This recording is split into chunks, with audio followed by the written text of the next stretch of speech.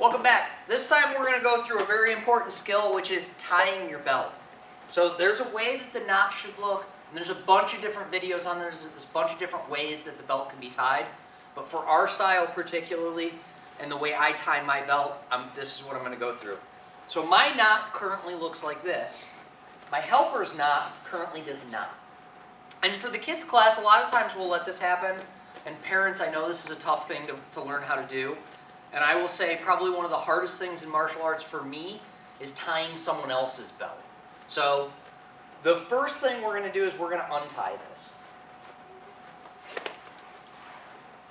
Now, there's a bunch of people who have different opinions on the belt and whether or not it can touch the ground, and that's not for this video. But the way I like to start my belt is I like to take it, the short side, in my right hand, and bring it over my left hip. Bring the rest around behind me, and I pinch right here so that there's just a little bit hanging off of my left hip. I bring it around a second time behind me, and then from here, this side that's coming from my left is on top. And it's nice, and you should have about 3 layers of material there. And the side that's coming from the left is going to go underneath the other layers. From that, I'm going to square up my belt a little bit.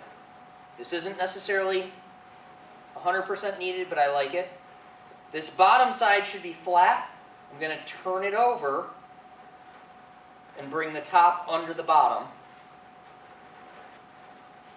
which should bring that knot there. And I did something wrong. So on this side, top over the bottom, which should bring that there. Now see, she didn't square it up, so the one side's a lot longer than the other, where mine's kind of about even. Now for the parental side of this, let me borrow you for a second. You can try to stand in front and tie it.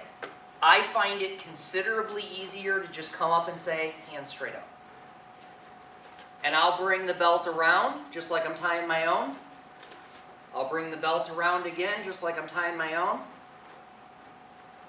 Top goes under. From there, this is where I can square it up. Bottom flips over, and top comes through to tie it. Just be careful when you're tying it for someone else. It is real easy to snug that belt up and make your kid go, and then they're stuck there as long as the knot holds. So try to work on that.